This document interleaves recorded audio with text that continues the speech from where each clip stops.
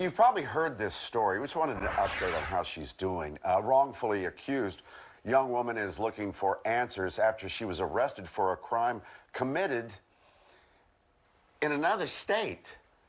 She's never been to that state. Without pointing fingers and blaming, as an institution, law enforcement owes you an apology. We ought to be able to do better. That was Philadelphia District Attorney Larry Krasner the day after Julie Hudson was released from jail. It all started when she applied for a job but was denied due to an active warrant for a crime that was committed in Webster, Texas, just outside of Houston. Upon learning about this, Ms. Hudson went to the Philadelphia Police Department's 35th precinct to clear her name. However, she was arrested and taken to jail, and she spent 6 days behind bars. That is until the Harris County District Attorney's Office contacted Philly PD to tell them it was all a mistake. She was not the Julie Hudson who had committed a crime in Webster, Texas. Well, Julie is with us right now with attorney Shaka Johnson. Thank you for coming in. Thank you for having me. How you feeling? How you doing? I'm just trying to get through everything. It's an adjustment, especially when you had your freedom taken away. Right. So having to, realize that it's over and it's done, it's a process. I bet. Let's talk about then going all the way back to where this started, right? Mm-hmm. You were applying for jobs. And when did you first start to realize, hey, something's up here because this is not working out the way I thought it would? So actually over the summer, me and my sister were living in a hotel, and we couldn't get into any rentals. So that was there, and it was kind of odd. So we never found out. So over Christmas break, I applied for Lyft, and Lyft gives you your background check that they run. You want to be a Lyft driver? Yes. Yeah, okay. So that's how I found out Lyft. So Lyft sent you their background check, hey, we found something. Yes. And that was the first you ever realized, oh my gosh, it says I have a record. Yes. What was your reaction to seeing that? I was like, what? And then it said Texas, and I was like, why would That's not me. Be in Texas? Yes. Right. How did it get spun out of control like this? Well, I can tell you, Mike, first of all, good morning to you both. Yeah. It spun out of control really because of some really shoddy kindergarten-style detective work that happened in Texas. She was, quite frankly, victimized by the level of the lack of police work that was done in Texas. And then that was doubled down on. It's our position when she got here, because she walked into the police station professing to be a victim. She walked into the police station to say, I'm a complainant. I want to make a report. What district? 35th? The 14th. 14th? Yeah, she walked into the 14th police district, and she walked in saying, listen, I'm a victim. Someone has my identity, and based on the report that she received from Lyft, hey, listen, there's a person with my same name, same date of birth. Maybe my credentials have been compromised. I'd like to make a report. And that was met with, right, come with us. And she was arrested and set to be extradited to Texas. And Julie, they didn't even ask? They literally said, hey, we're taking you in? Yes. So they told me if they found something like a warrant that they'd have to arrest me. But they told me the process would be quick. They give me fingerprinting, pictures, send it to Texas, and then I'd be done with it. And instead, what happened? Six days. In jail? Yes. Where were you being held? So I was at the Roundhouse for 2 days, and then I spent 4 days in PIC. Oh, God. Yeah. And what was that like? It was terrible.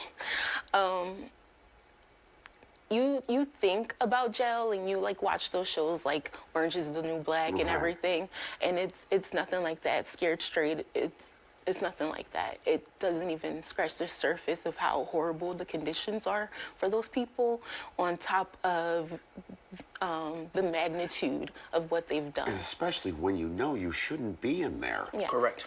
And especially when, Mike, you voluntarily walked yourself through the doors of the station to avoid this very thing. Yes. I'm here to make a report so that this never happens. Yeah, it's not me. Right. Yes. Right. What's with the other Julie in Texas? Well, perhaps one day she'll face retribution for what she's alleged to have done. But shoplifting? Is that what it was? I think the way they charge things in Texas, it goes down as a robbery because there may have been some force used.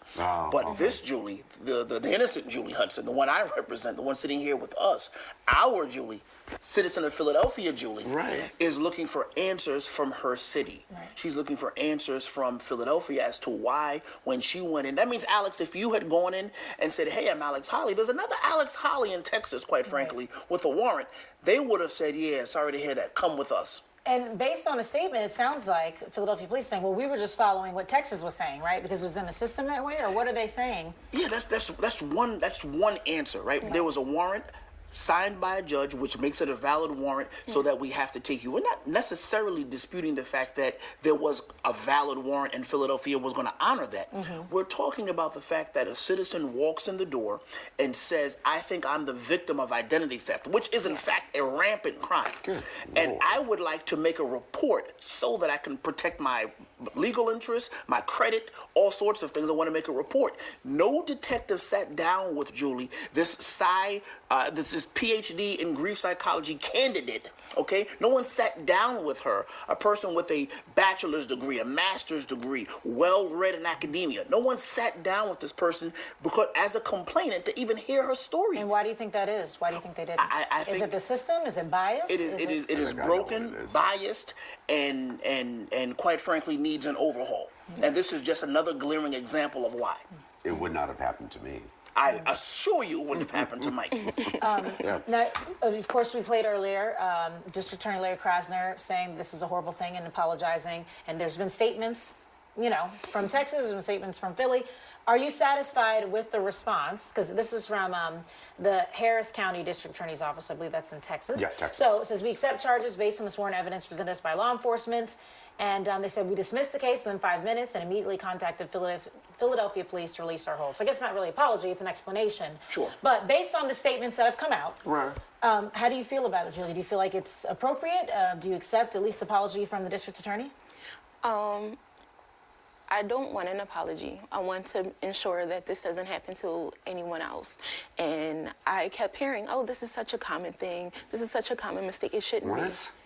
It shouldn't be. It shouldn't be. Sure. Right. And some people are there for the whole duration of the exoneration period, which can last up to 90 days, I've heard.